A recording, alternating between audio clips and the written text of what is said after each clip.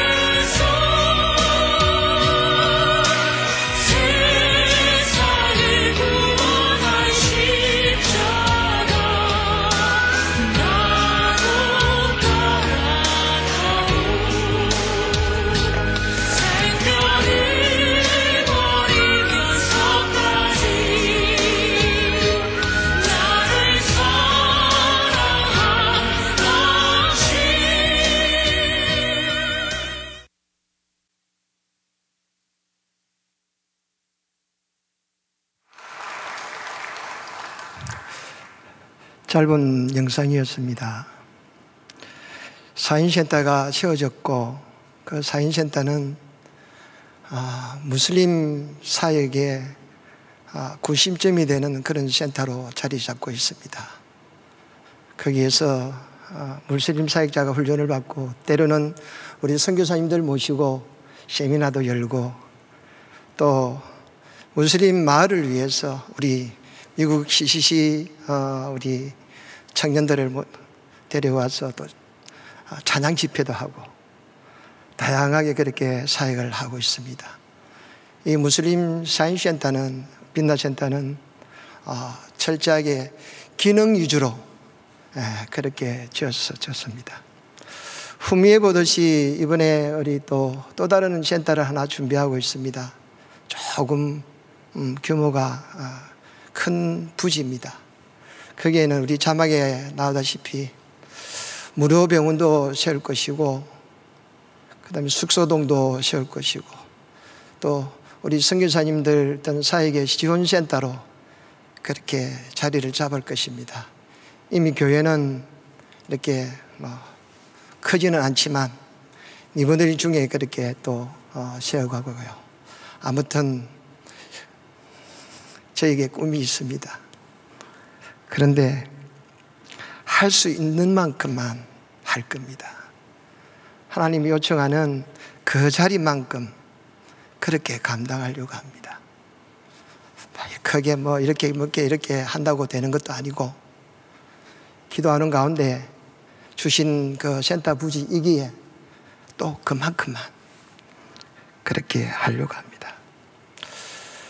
저는 4월 24일 날 한국을 나왔습니다. 나온 이유는 여러 가지가 있지만은 대전 한박교회 이영하 목사님의 장자권 세미나나 이런 것들을 의논하기 위해서 나오는 가운데 필리핀 공항이 지금 폐쇄되어 있습니다. 그래서 많은 선교사님들이 들어가지를 못해요.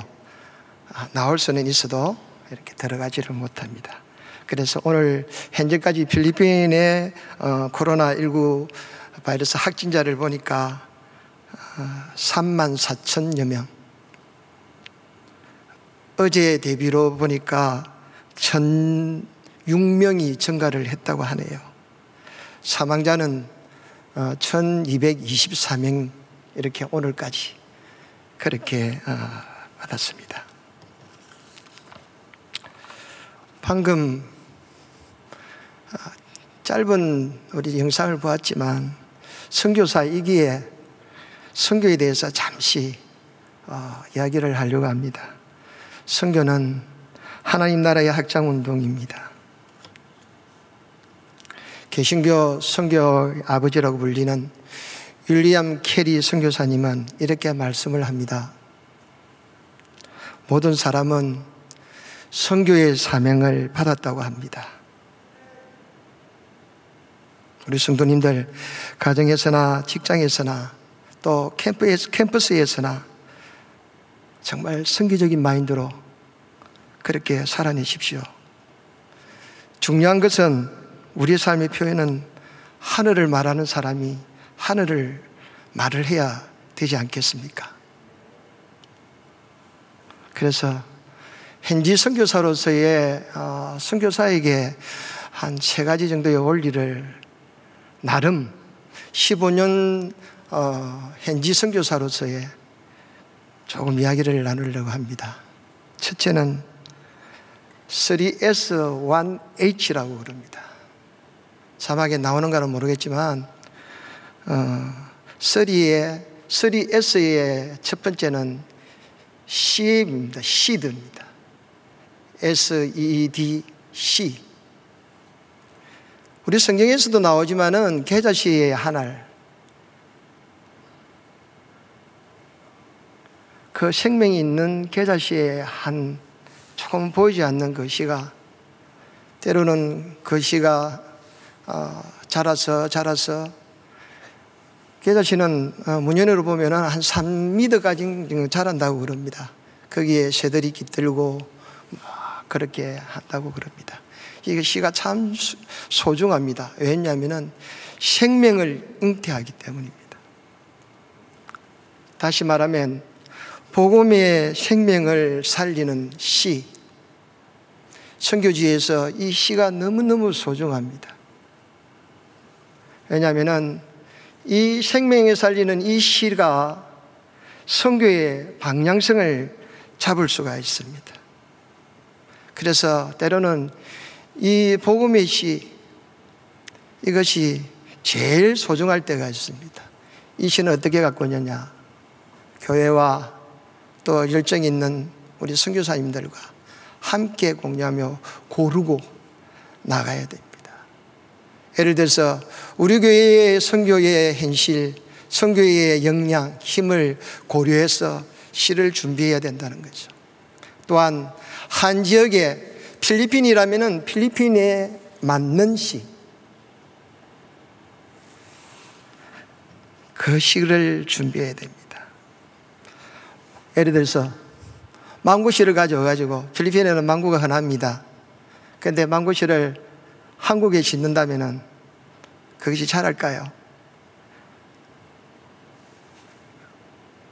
원리가 그겁니다. 그래서 필리핀은 필리핀의 토양에 맞는, 문화에 맞는 선교적인 시를 준비해야 됩니다. 두 번째는 토양입니다. 소일입니다. SOIL, 소일입니다. 시가 준비됐다면 시가 잘 자라야 됩니다. 그래서 이 시에 맞는 토양을 준비해야 됩니다. 이 토양은, 선교지의 토양은 선교사 혼자가 이렇게 가꾸고 관리하고 불가능합니다. 이거는 교회와 함께, 때로는 물도 주보고요, 때로는 거름도 주보고, 때로는 이 힘듦을 함께 기도하면서 그렇게 통신을 통해서 또 이런 사항 알리고 저런 사항 알리면서 이렇게 토양을 갖고 나갑니다. 그 토양의 중심에는 시가, 복음의 생명이 잘 잉태되고 태어날 수 있는, 싹이 돋을 수 있는 그런 토양을 가꾸어야 됩니다. 태국의 선교지의 시는 태국의 문화와 모든 것에 맞게, 중국의 것은 중국에 맞게, 저 멀리 아프리카에는 아프리카의 복음의 시의 토양에 맞게 그렇게 갖고 나가야 됩니다. 그래서 독일의 신학자이신 루터교의 목사님이신 폴 틸리 목사님은 이렇게 말합니다. 종교는 문화의 내용을 담고, 그다음 문화는 종교의 그릇이라고 그렇게 말합니다. 즉 다시 말하면 그 토양에, 그 문화에 맞는 토양과 복음과 사역들을 잘 이렇게 저렇게 연결해 나가는 그런 토양이 되어야 된다고 합니다. 세 번째는 씨 뿌리는 자입니다. 소웰, SOWER, 씨 뿌리는 자입니다. 다시 말하면 선교사를 가리킵니다. 하나님께서 선교사에 주시는 은사를 잘 파악해야 됩니다. 파송받는 선교사, 저는 의료 선교사이기 때문에 그에 맞는 은사를 필리핀의 나안저촌에 보냈을 때에 참 퍼펙트하게 감당할 수 있는지, 그렇지는 않겠지만 그렇게. 그래서 언젠가 담임 목사님이 말씀을 이렇게 하시더라고요. 은혜는 자신을 구하지만 은사는 남을 구한다고. 와, 가슴에 팍 와닿더라고요. 참 선교지에 120%에 맞는 말씀이다. 선교지에는 은혜만 있다고 해서 사역을 잘 감당하는 거 아닙니다. 주신의 은사.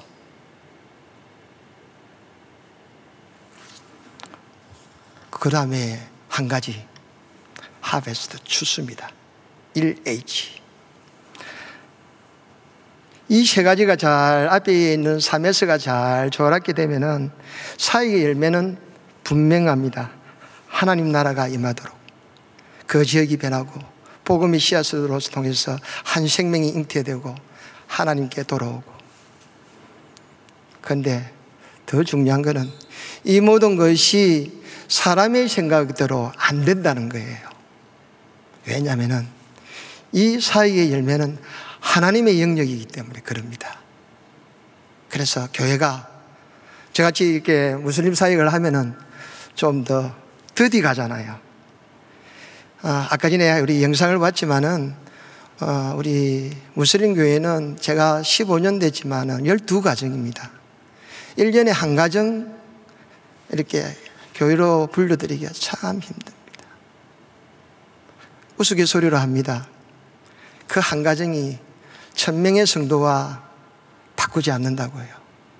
1년에 1명, 그 1명 때문에 무슬림 지역에 센터가 서가 있는 겁니다. 한 가정 때문에. 선교지가, 사역들이 그렇게 돌아갑니다. 제가 필리핀을 가게 된 이유 중에 한 가지가, 목사님 앉아 계시지만은 이동성전에서 말씀을 늘 그렇게 합니다. 그렇죠. 제가 선교사에 많은 책임은 목사님이 돌리고 싶어요. 대충 살아서는 안 된다. 주일마다 대충 살아서는 안 된다. 가슴에 팍, 지금도 그 말씀을 하시는지 모르지만 대충 살아서는 안 된다. 의사로서의 좀 돈도 좀 벌고 뭐 좀 해가지고 목사님 참 돕고 싶고 막 이렇게 목사님 이렇게 설교 시간에 그렇게 하시잖아요. 근데 사실은 도망간 게 아니고 목사님이 그렇게 하셨어요. 대충 살아서는 안 된다. 야 김집사야, 대충 살아서는 안 된다. 저에게의 새벽기도의 기도 제목은 그랬습니다. 그래, 집사되고 안수접되고, 아직 저는 서리집사입니다. 이 교회 안에서는. 물론 지금은 안수를 받았고 목사가 됐지만 그게 제 마음에 늘 그렇게 어느 날 새벽기도부터, 새벽재단부터 짐으로 와닿았습니다. 그런 가중에 필리핀의 마닐라로부터 한 4km 정도 떨어진 딸락이라는 시골 마을이 있습니다. 거기서 어르사역을 했어요. 이번에 동영상에 나오는 이렇게 허리가 굽어 있는 장애 할머니 있잖아요. 그 손녀를 갖다가 제가 아침에 진료를 했어요. 진료를 했는데 보통 저희 진료는 멀리 있으면 보통 빨리 마치거든요. 4시. 좀 가까운 데 있으면 5시, 6시 이렇게. 때로는 환자가 많이 밀려오면 그거 다 진료합니다. 왜냐하면 그거 제가 진료 안 하면은, 우리 사역팀들이 진료하지 않으면은 그분들은 돈이 없기 때문에 지가병원이나 일반 병원에 갈 수가 없어요. 그래서 그것에 늦게 하더라도, 시간이 많이 걸리더라도 그렇게 진료를 다 합니다. 하루에 진료를 한 450명씩 하죠. 큰 사회의 행태를 갖추면 병원과 이렇게 협력해서 이렇게 하면 하루에 1800명씩 이렇게 합니다. 별로 안 놀리시죠?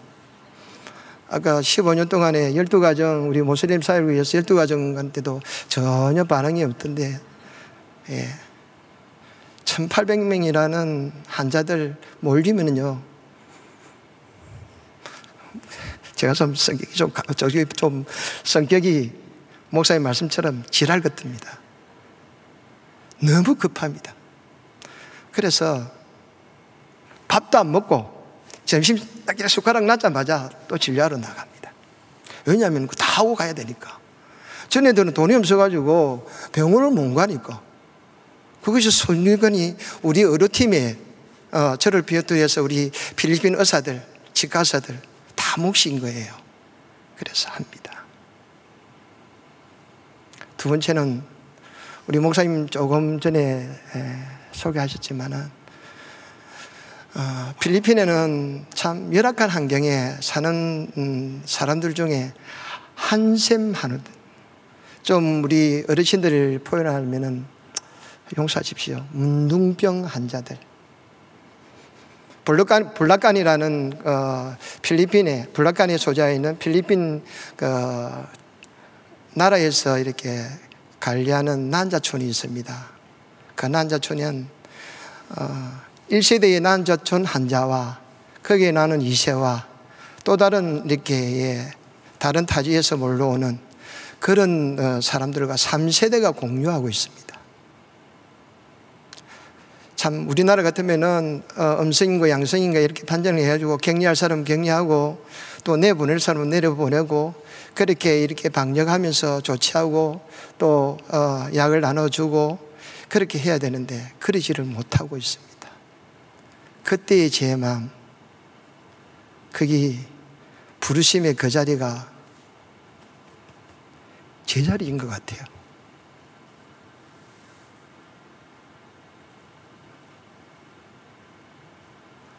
그래서 어느 날 새벽에 제단에 엉엉 제가 울었습니다.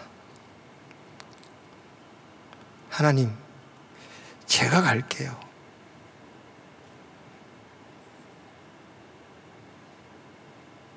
하나님, 제가 집가서가 되면은 제가 가겠습니다. 그 자리, 하나님이 부르시는 그 시간까지 제가 감당하겠습니다. 그래서 어린 아들 5살짜리 아무것도 모르는 우리 준용이랑 중학교 1학년 큰딸 하영이, 그 다음에 국민학교 5학년 수영이 이렇게 데리고 가게 되었습니다. 그 세월이 15년이나 되었네요. 모든 것이 지금까지 달려온 이 길, 앞으로 달려갈 그 길이 하나님 은혜였고, 또 앞으로 달려갈 그 길도 하나님 은혜가 있을 줄 믿습니다. 그래서 기도 많이 해 주십시오.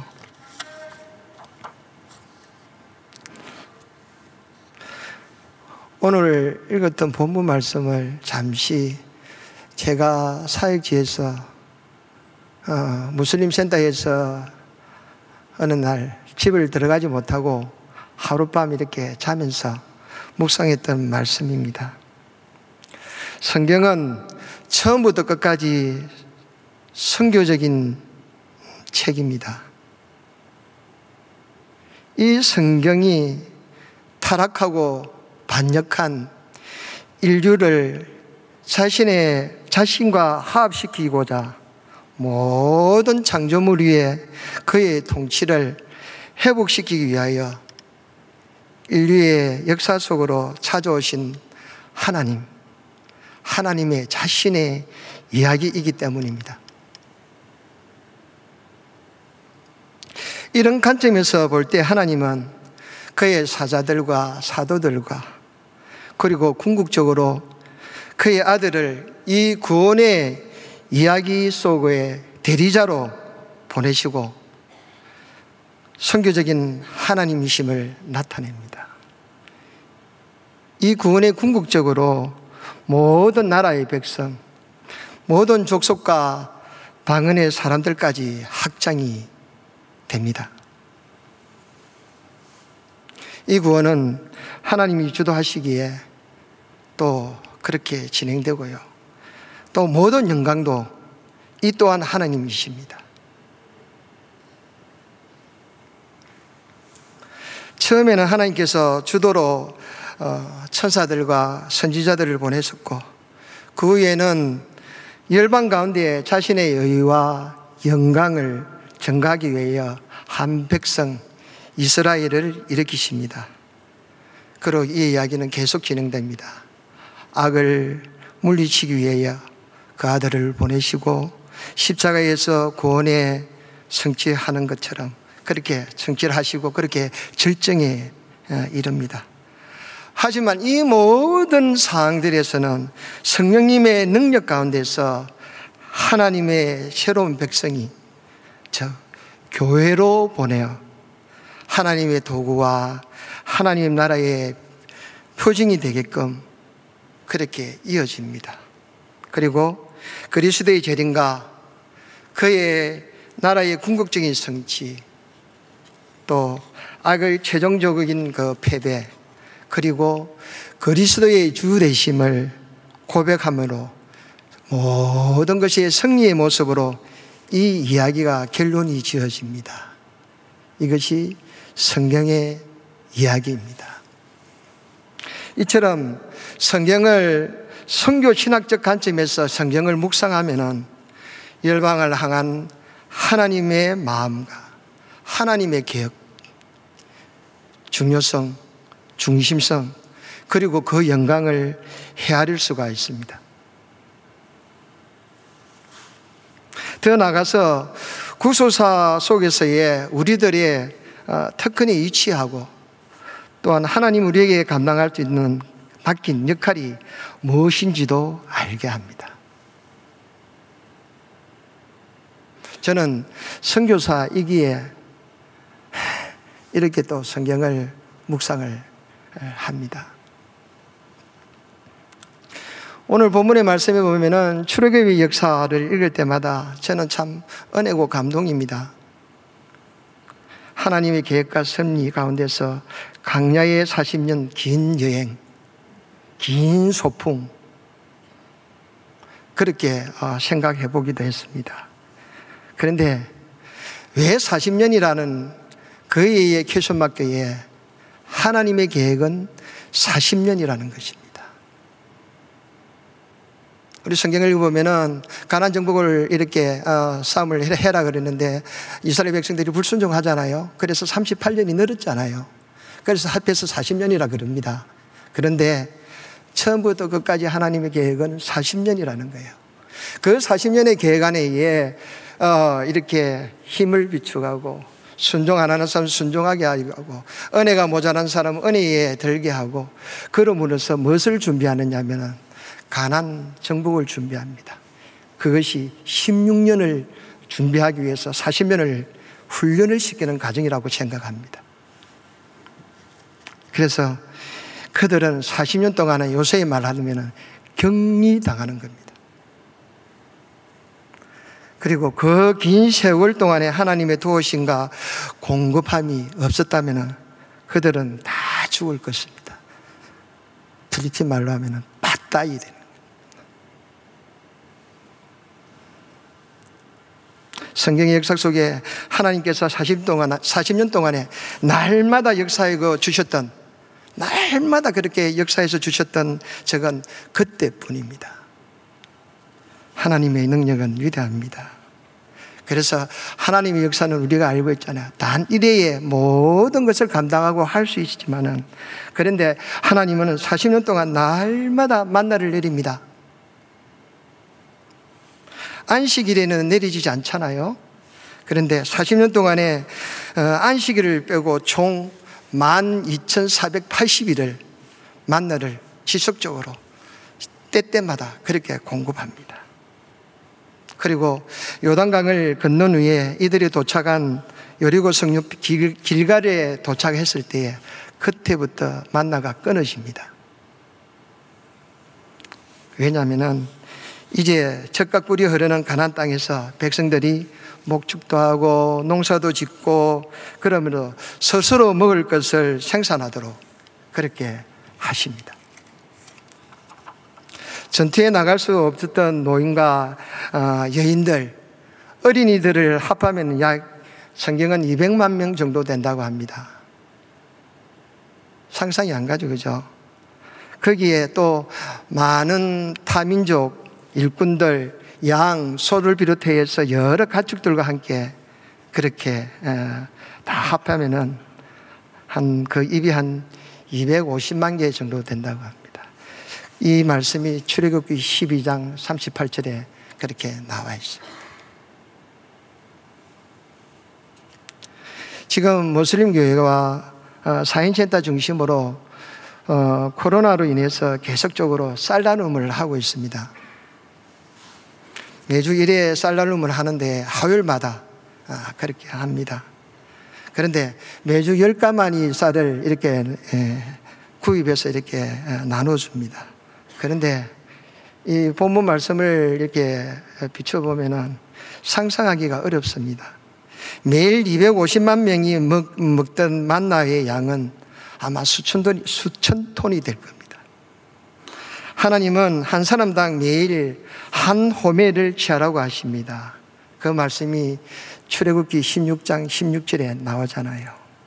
한 호멜은 저기 말씀 제가 돋보기를 써가지고 저기 말씀을 못 읽겠습니다. 못 읽겠는데 우리 목사님 중에서 한번 읽어주시겠습니다. 여호와께서 이같이 명령하시기를 너희 각 사람은 먹을 만큼만 이것을 거둘지니 곧 너희 사람 수요대로 한 사람의 한 오멜씩 거두되 각 사람이 그의 장막에 있는 자들을 위하여 거둘지니라 하셨느니라. 예. 그래서 250만 명이 하루 소비되는 만나의 양은 약 5,000톤 정도. 50kg 쌀가마리를 이렇게 계산해서 보면 하루에 10만 가마니 분량이라고 합니다. 아침에는 그렇게 만나를 주셨고 저녁에는 또 메추라기를 내려주시잖아요. 매일 저녁 250만 명이 먹을 치우는 메추라기의 양도 상상이 되지 않습니다. 지금 필리핀은 1년 중에 가장 더운 날씨입니다. 가끔 비가 내리지만 땅 위에 있는 모든 것이 지글지글 타고 있습니다. 10분만 서 있어도 온몸에 땀이 이렇게 범벅이 되어버리죠.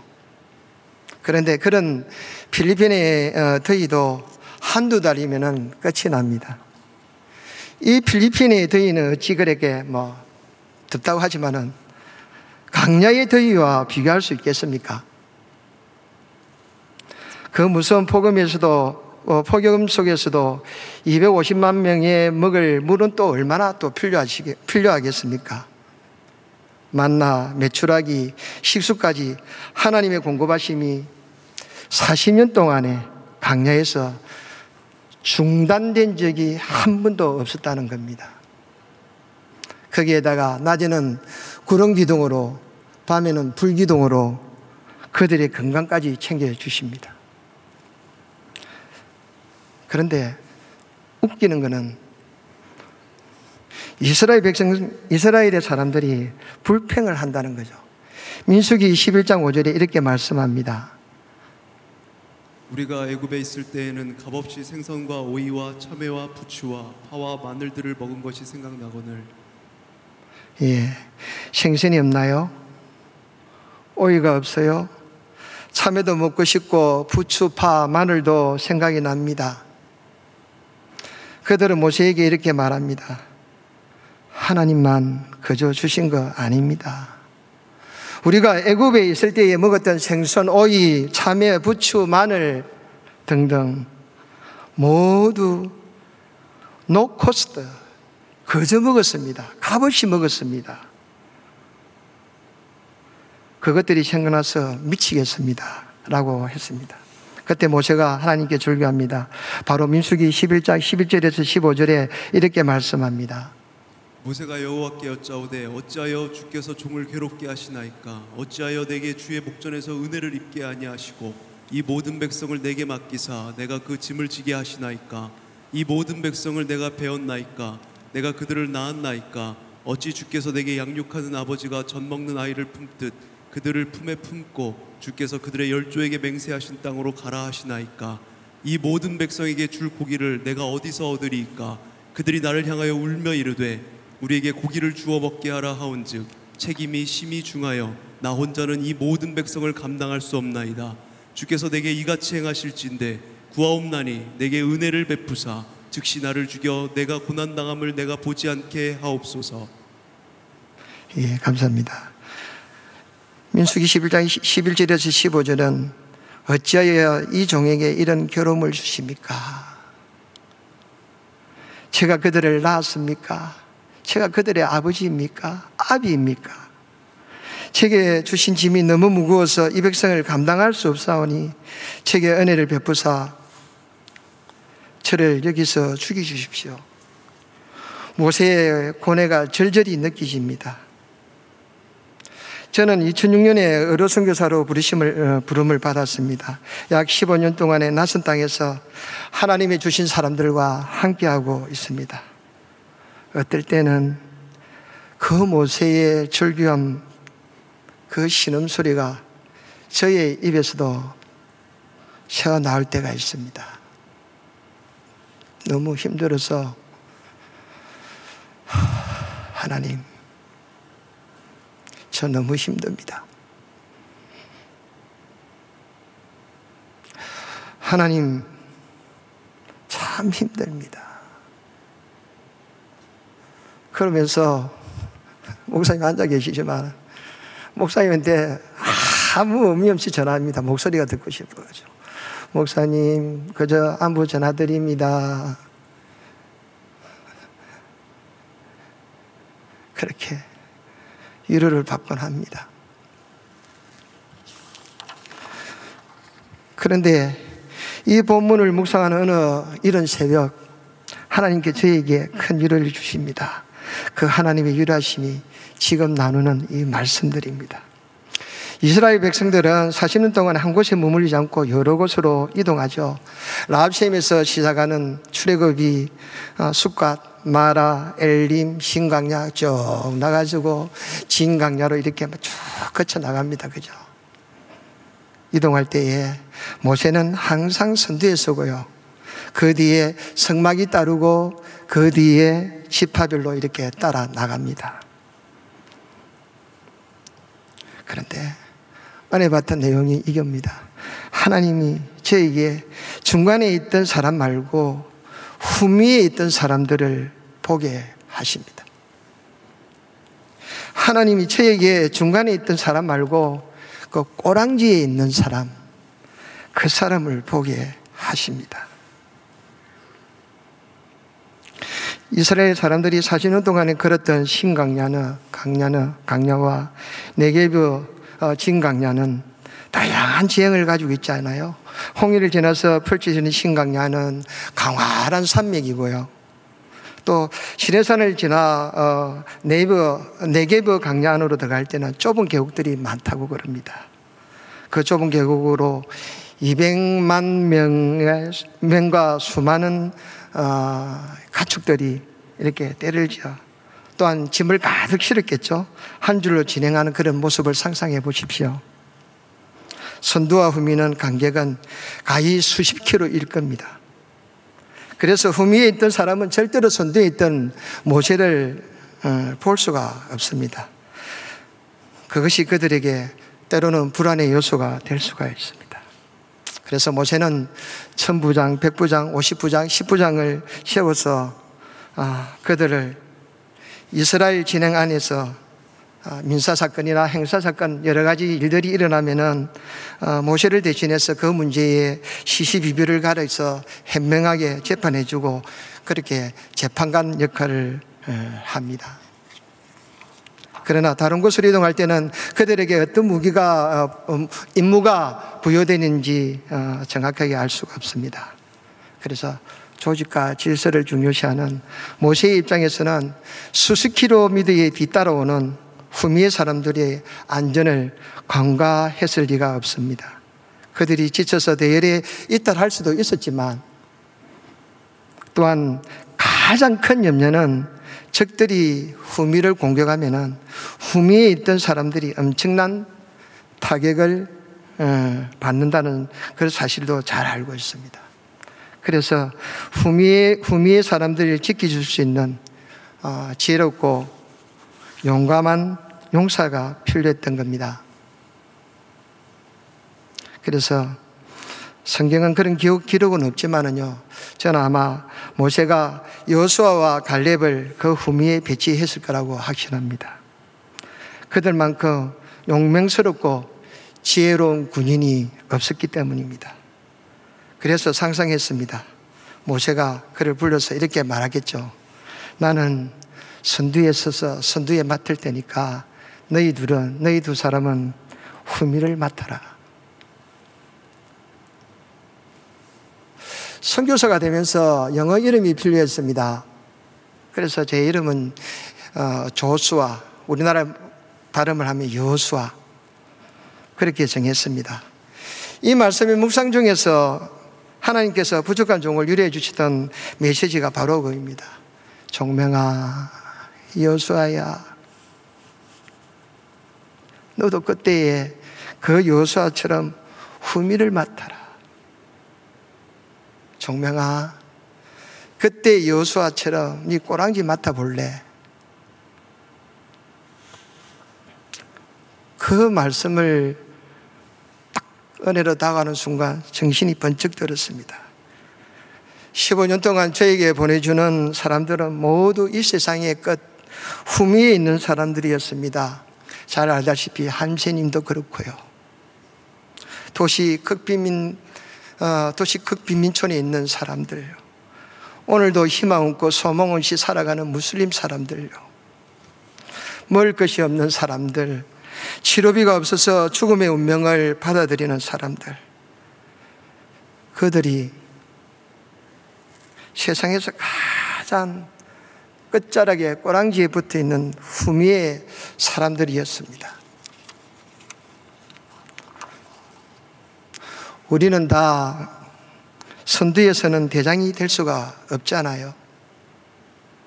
반드시 선두에서는 1등이 될 필요가 없습니다. 선두의 자리를 탐하지도 말고, 선두의 자리를 뺏기 위해서 목숨을 걸지 말고, 선두의 자리를 지키기 위해서 힘없이 살 필요가 없습니다. 조용히 한 걸음 뒤로 물러서면은 내가 감당해야만 사명이 보이고요. 내가 조용히 한 발만 뒤로 물러서면은 내가 감당해야 될 헌신의 자리가 보입니다.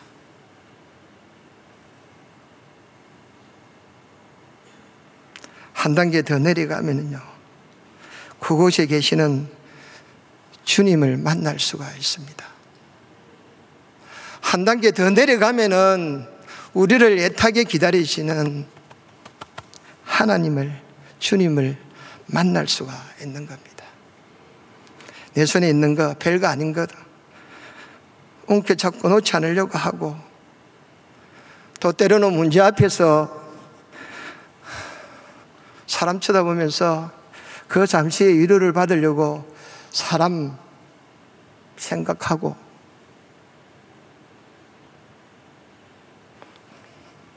그러지 마십시오. 문제 앞에 기도하면 하나님만 보입니다. 문제 앞에 기도하면은 나를 잘 아시는 그 하나님이 보인다니까요. 그래서 우리 예수님은 제자들에게 이렇게 말씀합니다. 너희 청함을 받거든 맨 끝자리에 가서 앉으라고. 맨 끝자리에 가서 앉으라고. 상석에 앉지 말고 맨 끝자락으로 내려가서 앉으라고 요한복음 14장 10절은 그렇게 말씀합니다. 그 다음에 11절은 무릇 자기를 높이는 자는 낮아지고 자기를 낮추는 자는 높아진다고 그렇게 말씀을 합니다. 예수님이 실제로 그렇게 사셨잖아요. 사람들이 주님을 왕으로 초대할 때에 주님은 당신의 몸을 산속으로 숨기십니다. 그러나 예수님은 세상의 끝에 있는 사람, 후미에 있는 사람을 만날 때는 당신의 몸을 숨긴 적이 한 번도 없었습니다. 가늠하다가 현장에서 잡혀 걸려 나오는 여인에게 앞으로 나가서 그녀를 지켜주셨고요. 혈류병 때문에 돈도 건강도 바닥이 나던 여인에게 지나가던 길을 돌려서 멈추시고 돌려서 자비를 베푸시고요. 남편이 다섯 대는 사마리아 여인에게 인종의 차별의 경계선을 넘어 들어가서 영원히 목마르지 않는 생수를 주셨고요. 그의 상에 떨어져서 부스러기 같은 인생들, 그 인생들을 자상히 살펴주셨습니다. 이처럼 후미에 있는 사람들을 돌아보는 일은 쉽지 않습니다. 지칠 때가 많습니다. 왜냐하면 끝이 안 보이니까요. 그러나 예수님께서 후미의 사람들을 살펴주실 때는 그 어떤 지침도, 그 어떤 지치심도 없었다는 사실입니다.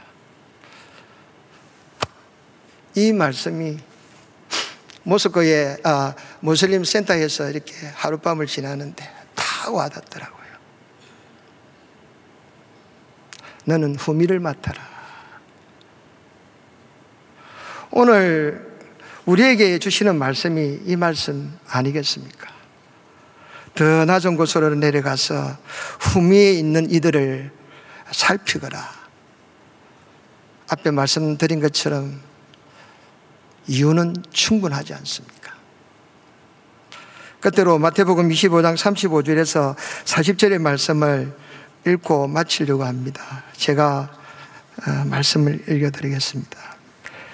내가 추릴 때에 너희가 먹을 것을 주었고 목마를 때에 마시게 하였고 나그네 되었을 때에 영접하였고 헐벗었을 때에 옷을 입혔고 병들었을 때에 돌아보았고 옥에 갇혔을 때에 와서 보았느니라. 이에 의인들이 대답하여 이르되 주여 우리가 어느 때에 주께서 추리신 것을 보고 음식을 대하였으며 목마르신 것을 보고 마시게 하였나이까? 어느 때에 나그네 되신 것을 보고 염려하였으며 헐벗으신 것을 보고 옷을 입혔나이까? 어느 때에 병드신 것이나 옥에 갇히신 것을 보고 가서 피었나이까? 하리니 임금이 대답하여 이르시되 내가 진실로 너희에게 이르노니 너희가 여기 내 형제 중에 지극히 작은 자 하나에게 한 것이 곧 내게 한 것이라. 아멘. 코로나로 인해서 혹시 염려, 걱정이 되십니까? 혹시 코로나로 인해서 마음을 빼앗기고 계십니까? 빼앗기지 마세요. 마음을 빼앗기면은 믿음이 빼앗기고 믿음이 빼앗기면은 생명이 빼앗깁니다. 잠언 4장 23절 말씀에 이러하십니다. 모든 지킬 만한 것 중에 더욱 내 마음을 지키라고 합니다. 생명의 근원이 생명의 근원이 이에서 남이라고 말씀합니다. 다 지나갈 것입니다. 지나간 후에는 사방팔방이 은혜로 다가오실 겁니다. 기도하겠습니다.